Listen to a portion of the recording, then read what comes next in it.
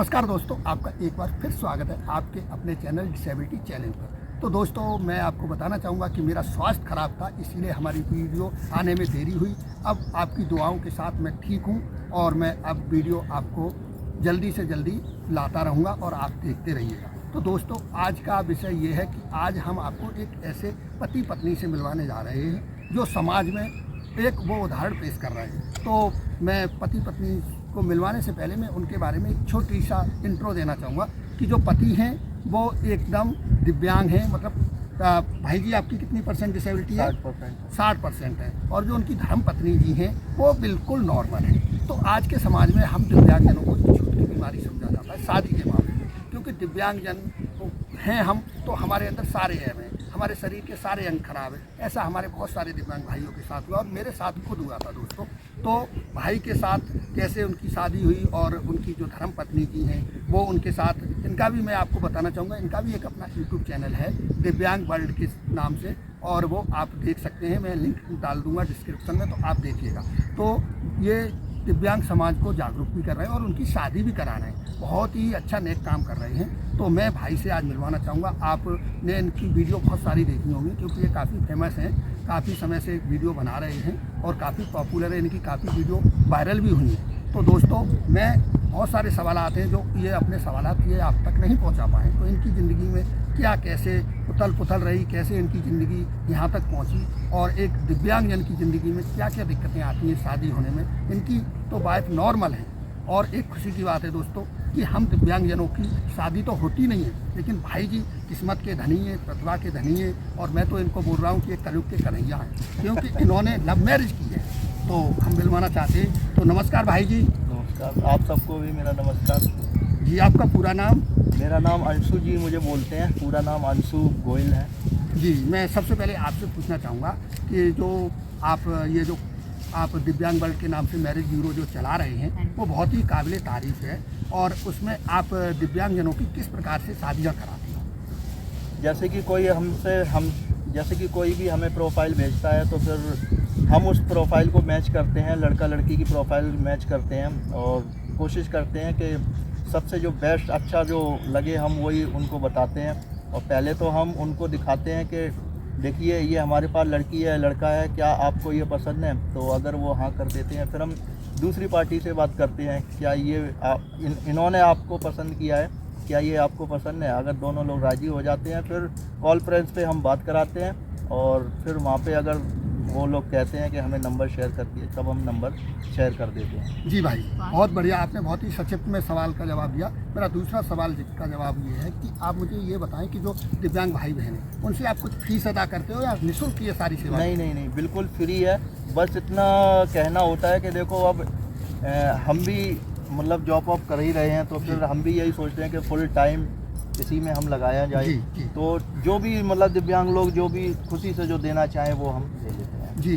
तो भाई जी, आपका सवाल बहुत रहता है, हमारे कमेंट में आते हैं। बाकी मेरा ज़्यादातर शादी का वो नहीं होता, मेरा हेल्पिंग का ही होता है, लेकिन फिर भी मैं शादी कराता हूँ। तो मैं आपको बताना चाहूँगा, अंशु भाई शादी करा रहे हैं। और भाई जी, आपने अब तक कितनी शादी करा दी? जी, मैंने दो तीन शादियाँ करा दी हैं और 10 से 12 हमने जो शादियाँ लगा दी हैं। अच्छा, अभी मतलब शादियाँ होने वाली हैं। वो आपने उनकी प्रोफाइल मतलब जोड़े से जोड़े मिलवा दी है। अच्छा। उनका वो हो गया है। लेकिन और बताना चाहूँगा कि अभी मुझे ज़्यादा टाइम नहीं हुआ है, मात्र 2.5 या 3 महीने ही हुए हैं। क्या बात है, आपके लिए तालियां बनती हैं अंशु भाई कि आप इतना बहुत और अच्छा आज की डेट में कम से कम मेरे पास 500 से 600 प्रोफाइल हैं आज की डेट में अभी।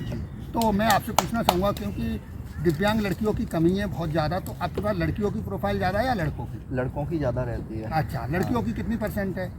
लड़कियों की रहती है 30%, लड़कों की 70%। अच्छा, तो अभी लेटेस्ट में आपके पास लड़कियाँ कितनी हैं? लड़कियां यही होंगी 70 या 80 लड़कियां। 80 लड़कियाँ हैं। तो दोस्तों, आप में से बहुत सारे भाई बहन हैं जिनकी शादी नहीं हुई है, तो मैं नंबर डालता हूँ, आप मुझे कॉल कर सकते हैं, मैसेज कर सकते हैं। मैं आपसे सबसे पहले क्षमा चाहूँगा कि मैं आपके सवाल के जवाब, आपके मैसेजों का जवाब नहीं दे पाया था, क्योंकि दोस्तों मेरे बैक साइड में दर्द हो गया था, तो मेरा स्वास्थ्य ठीक नहीं था। इस कारण अब मैं आपके सारे मैसेजों के जवाब दूंगा, और मैं सुबह 11 बजे हर मैसेज का जवाब देता हूँ। सुबह 11 बजे मेरे पास टाइम होता है। तो दोस्तों, आप मुझे 11 बजे मैसेज कीजिए, मैं आपको दूंगा। और भाई जी की भी डिस्क्रिप्शन में मैं लिंक डालूंगा, तो आप वहाँ भी फॉलो कर सकते हैं और इनसे भी पूछ सकते हैं। तो चलिए अब भाई जी की बारे में, लाइफ के बारे में थोड़ा सवाल करते हैं, क्योंकि भाई जी की जो ज़िंदगी है, क्योंकि इंसान तभी ये काम कर सकता है क्योंकि या तो वो प्योर पूरी तरह वो उस चीज़ को हासिल कर चुका हो या उसमें असफल हो गया हो। तो वो पूछते हैं कि भाई की शादी असफल है या सफल है, तो उसी से सवाल करते हैं। तो भाई जी मैं आपसे पूछना चाहूँगा कि जो आपकी शादी हुई थी, ये आपकी अरेंज मैरिज थी या love marriage? Love marriage. Love marriage. तो आपकी जो लव मैरिज हुई थी, क्योंकि अभी हमने बताया था क्योंकि दिव्यांगों को नॉर्मल लड़कियों से शादी हो, सॉरी नॉर्मल या दिव्यांग लड़की से तो शादी होती नहीं है, तो आपकी और वैसे भी शादी कराई जाए नहीं होती है, तो आपने लव मैरिज कैसे की वो बताएं, क्या क्या आपको ये उसमें... बहुत बड़ा सवाल रहता है और काफ़ी लोगों के मन में भी आता है, नॉर्मल लोगों के भी मन में आता है जी। तो मैं बताना चाहूँगा, काफ़ी लोग बोलते हैं शायद पिछले जन्म में अच्छे काम किए होंगे इसलिए पूनम जैसी वाइफ मिली मुझे, तो समझ लो वैसे ही समझ लो आप।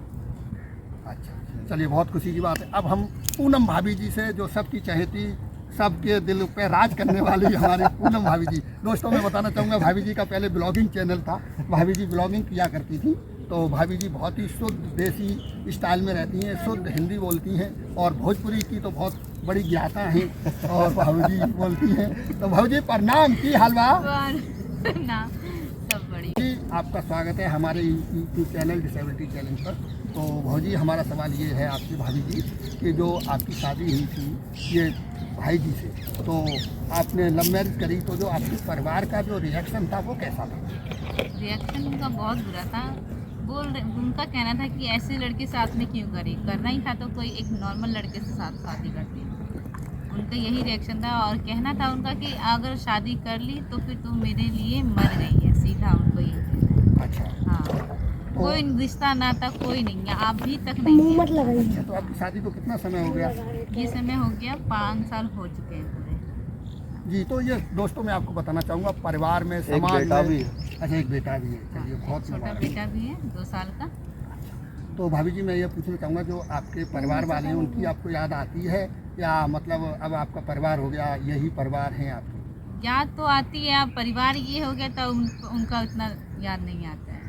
हाँ, कमी महसूस नहीं होने देते उतना, लेकिन अब याद आती है तो फिर अब मिलने वाला को कोई काम ही नहीं, अब नहीं मिलते हैं तो कोई। जी। मैं भाभी जी के, पूनम जी के परिवार से मैं रिक्वेस्ट करूँगा कि देखिए, ये तो एक वो है दिल, ये प्यार है, हीर राजा में भी हुआ था, उनका भी प्यार अमर अमर हो गया और उनका प्यार भी इस जालिम समाज ने, इस परिवार ने... माँ बाप सही होते हैं, माँ बाप अपनी जगह गलत नहीं है, लेकिन हर माँ बाप की इच्छा होती है कि अपने बच्चे की खुशी में खुशी रहना चाहिए। तो पूनम जी की खुशी थी कि अंशु भाई जी से शादी करना, चाहे अंशु भाई में थोड़ी सी कमी थी उनकी नज़र में। तो भाभी जी मेरा ये सवाल था कि हाँ, मैं ये बोलना चाहूँगा, तो अंशु जी की मम्मी, खासकर माँ तो माँ होती हैं, कभी आप इनको देखें और इनको माफ़ कर दें। अब तो बेटा भी हो गया, क्योंकि बेटा आने से तो सारे गिले शिकवे दूर हो जाते हैं। तो अगर आपकी मेरी वीडियो आपके पास कैसे भी पहुँच जाए तो प्लीज़ आप इनको माफ़ कर दीजिए, बेटी को गले लगाइए। आपकी बेटी बहुत अच्छी है, समाज में इन्होंने आपका नाम ऊँचा किया है, क्योंकि एक दिव्यांग पर्सन की ये सहारा बनी है और जो इतनी सेवा ये कर रही हैं, काबिल तारीफ़ है। ये आपके ही गुण हैं, ये आप ही के संस्कार हैं, इसकी वजह से कर रही हैं। तो माँ जी मैं आपको सलाम करूँगा कि आपने अपनी बेटी को इतने अच्छे संस्कार दिए, इतने अच्छे गुण दिए हैं। भाभी जी की आंखों से आंसू आ गए हैं। भाभी जी आप बिल्कुल भी चिंता ना करें, माँ आपको ज़रूर माँ होती है, क्योंकि आप भी माँ हो। आप अपने बेटे को छोड़कर आई हो तो कितने बार आपने फ़ोन कर लिया। ऐसे आपकी माँ भी तड़पती होंगी, लेकिन समाज का, परिवार की बंदिश होगी तो वो आपसे ज़रूर मिलेंगी। तो भाभी जी आप बिल्कुल चिंता ना करें, आप प्लीज़। दोस्तों थोड़ा भावुक माहौल हो गया है, तो मैं थोड़ा सा भाभी जी को सतावना दूंगा। भाभी जी आप प्लीज़ रोएंगे, कोई बात। तो मैं दोस्तों यही बोलना चाहूँगा समाज से, सोसाइटी से, परिवार से, कि अगर ऐसा करते हैं तो सपोर्ट करें। और ये कोई गलत नहीं है, हम भी इंसान हैं, दिव्यांग भी इंसान हैं, समाज का हिस्सा हैं। बस ये भगवान की कोई स्पेशलिटी है कि हमको एक स्पेशल बनाया गया है, हम लोग किसी से कम नहीं हैं। तो भाभी जी मेरा ये, मैं अब ज़्यादा सवाल नहीं करूँगा, क्योंकि बस एक सवाल और करना चाहूँगा जिससे कि हर दिव्यांग की ज़िंदगी में आता है कि देखिए ये सब होने के बावजूद आपको, मतलब इन अंशु भाई की आपको क्या चीज़ अच्छी लगी कि आपका माँ बाप, परिवार आपने छोड़ दिया, मतलब? तो और जो दिव्यांग बहनें हैं वो आपकी तरह कुछ आगे बढ़े, क्योंकि आपने बहुत ही वो दिखाया। क्योंकि ये मैं आपकी हिम्मत को, आपके हौसले को सलाम करूँगा और आपकी मम्मी जी के संस्कार को सलाम करूँगा कि आपने एक दिव्यांग लड़के से शादी की। तो और जो दिव्यांग बहनें हैं वो करना चाहती हैं लेकिन वो समाज परिवार के डर से शादी नहीं कर पाती हैं, तो उसमें आप समाज को क्या बोलना चाहते हैं? मैं तो समाज के ही कहना चाहती हूँ, एक जो दिव्यांग लड़का चाहे लड़की है उनका सहारा बनिए। और अगर हमारे पास पैर हाथ कुछ भी नहीं है और हम मतलब हमारे पैर हाथ है सही सलामत, तो हम एक दिव्यांग का सहारा बने, उनका एक जीवन का एक परिवार बनाएं, ताकि उनको भी देखा वाली करने के लिए भी हम कोई ना कोई हो उनके साथ में। उनके पेरेंट्स गुजर जाने के बाद उनके साथ कौन रहेगा, यही सोच के मैंने अंशु जी के साथ शादी करी कि इनका भी एक परिवार हो जाएगा। कल को माँ बाप गुजर जाएंगे तो फिर उनके साथ में कोई नहीं रहेगा। और मैं तो नॉर्मल हूँ, मेरे साथ में तो कोई भी मतलब शादी कर लेगा नॉर्मल लड़का, लेकिन इनके साथ कोई नहीं करेगा। बस इसी यही सोच के, और फिर हमारा लव मैरिज भी चल रहा था, तो बस मैंने यही सोच के जब से मेरी समझ हुई जो तब से ही मेरा यही कहना था कि मैं करूँगी शादी तो अपनी ही मर्ज़ी से करूँगी, अपना तब जो मुझे पसंद आएगा मैं वही उन्हीं से शादी करूँगी। जी भाई, बहुत बढ़िया। तो आपके इस पहल से, आपके इस उससे अच्छे कदम से समाज में थोड़ा अच्छा संदेश जाएगा।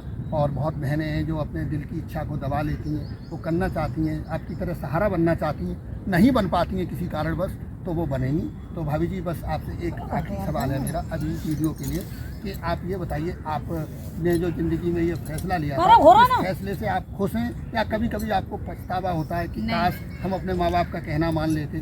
तो नहीं, पछतावा तो नहीं होता है, लेकिन इतना है कि बस मुझे किसी चीज़ के लिए मना नहीं करते कि तुम यहाँ नहीं जाना। रोक टोक जो होता है, पाबंद होता है अपना, मतलब कहीं ये नहीं पहनोगे वो नहीं पहनोगे, पाबंदी जो होता है वो ऐसा कुछ नहीं दिया इन्होंने। अपना मन मर्जी को जो करना है, जो खाना है पीना है, जहाँ जैसे रहना है वो सब दिए हैं आज़ादी, ठीक है ना। तो उसमें मेरे को कोई शिकायत नहीं है इनसे।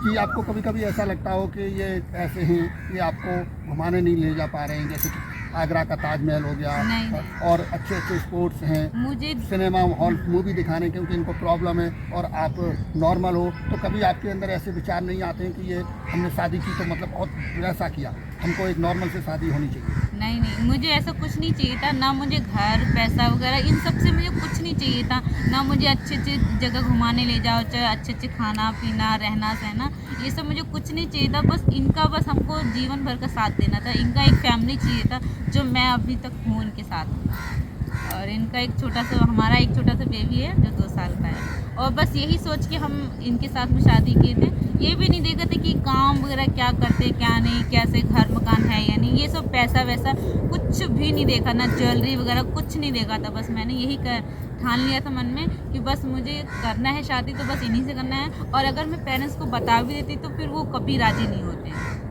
तो इसीलिए भी मैंने नहीं बताया। अच्छा, तो आपने बिना बताए शादी? बिना बताए तो शादी आपने मंदिर में शादी की या? हाँ, कोर्ट में पहले मैंने किया था, उसके बाद मैंने शादी इनके घर, हाँ मंदिर में की। और फिर हमारे ससुराल वाले की तरफ से पूरी सपोर्ट था हमारा। जी, तो अंशु भाई, आप मुझे एक बात बताएं कि जब जैसे आप जाते होंगे, कहीं निकलते होंगे, तो लोगों की क्या कमेंट होते हैं आपके लिए? क्योंकि आप तो दिव्यांग हैं, भगवान की एक कुदरत है, आप भगवान का एक प्रसाद है, क्योंकि भगवान ने आपको एक स्पेशल बनाया। तो आपके लिए लोग क्या बोलते हैं, मतलब क्या बोलते तो कुछ नहीं है, लेकिन जो देखने का जो तरीका है वो थोड़ा उसी में समझ में आ जाता है कि बोलने तो बहुत चाहते हैं लोग। अच्छा बोलना? हाँ, मतलब और उनकी क्या हिम्मत पता, नहीं हाँ पड़ती। हिम्मत नहीं, और क्या पता पीछे बोलते भी हैं। जब हम वहाँ से गुजर जाते हैं ना तो क्या पता फिर बोलते हैं। जी भाई जी, आपके साथ भी ऐसा कभी हुआ जैसे आप कहीं मार्केट जा रही हो, तो मतलब एकदम बहुत से लोग आपसे पूछते भी होंगे कि ये आपके भाई तो नहीं है, या आपके कोई रिलेटिव तो नहीं है, या मतलब ऐसा कभी वाकया हुआ है, लेकिन मैं तो गर्व से कहती कि मेरे हस्बैंड है और मैंने अपने चूज से किया है। मैं उनको ये बात समझाती हूँ कि मैंने क्यों किया, क्यों नहीं करना चाहिए।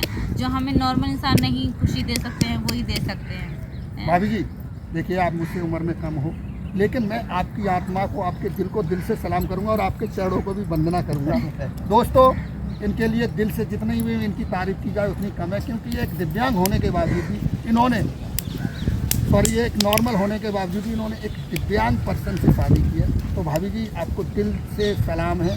और बहनें जी, आप जो भी नॉर्मल बहनें अगर किसी दिव्यांग लड़के से या दिव्यांग लड़की से प्यार, नॉर्मल से प्यार करती हैं, अगर कोई नॉर्मल बहनें हैं जो दिव्यांग लड़के से प्यार करती हैं तो वो शादी करें, डरे ना, पूनम जी की तरह एकदम जोश दिखाएं, कोई दिक्कत नहीं है। पूनम जी को खुशी है और उन्हें अपने उस पर विचार पर, अपनी सोच पर और जो उन्होंने डिसीजन लिया उस पर उन्हें गर्व है। नहीं, लेकिन भाग के शादी नहीं करनी चाहिए जी अच्छा तो अच्छा तो पेरेंट्स वाले फिर राजी भी नहीं होते हैं। फिर अगर उनको पता चल कोशिश जाता करो, तो मनाने की कोशिश करो, अगर मान जाएंगे। वैसे अगर आपको आपके पेरेंट्स अगर सच में प्यार करते हैं तो जरूर मान जी। अंशु भाई देखिए, अब आप तो वही बात कर रहे हो, आपको तो मिल गया लड्डू, अब आप दूसरों को बोल रहे हो। नहीं, अगर तो मैं भी अगर ये भी अपने परिवार का कहना मानती भाभी जी तो आज आप भी। हाँ, अगर मैंने अपनी मम्मी को मैंने घुमा फिरा के मैंने बात बताया भी था उनको, तो मैंने ये भी बोला था अगर मैं लड़का आप लोग को बता दूँगी, चाहे दिखा दूँगी फोटो वगैरह, चाहे किसी भी तरीके से, लेकिन फिर आप फोटो देखते ही समय आप सीधा मना कर दोगे और आपका जो रिएक्शन होगा वो तो मैं जानती हूँ, ठीक है ना। तो इसीलिए भी मैंने इनको दिखाया ही नहीं। बहुत लोग पता है ये चीज बताने के बाद में पेरेंट्स को, तो वो किसी को देखते नहीं है, देखिए, तुरंत अभी- आके अभी- गर्दन अभी उड़ा देते आपको हैं। एडिट करने में सीधा दिक्कत बस होगी। सीधा अगर हम उस टाइम जब हम शादी करने के बाद गए हुए थे पुलिस थाना, तो जब हम उनसे मिली नज़रों में नज़रें, उस टाइम तो हमको बोली मम्मी जब हमको पता होता तो हम तुमको जिंदा जला देते, सीधा ऐसी बात बोली। और फिर वहाँ पे दो ऑप्शन भी पुलिस वाले बोल रहे थे कि मतलब तुम्हारा एक ऑप्शन भी है, या तो तुम एक हफ्ता के लिए अपने घर की तरफ भी जा सकते हो अगर तुम्हारी मर्जी है तब।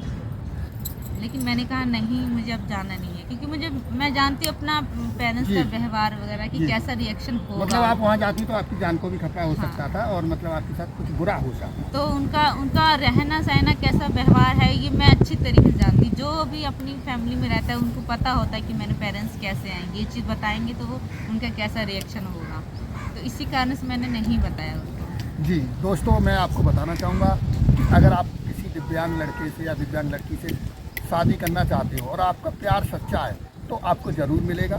रुकावटें बहुत आएंगी, समाज जालिम बनेगा, परिवार जालिम बनेगा, लेकिन आपका सच्चा प्यार है, सच्ची मोहब्बत है तो आपको ज़रूर मिलेगी। इन्हीं शब्दों के साथ आज के लिए आपके से हम अनुमति लेंगे, विदा लेंगे। मिलते हैं नेक्स्ट वीडियो में। आप अपना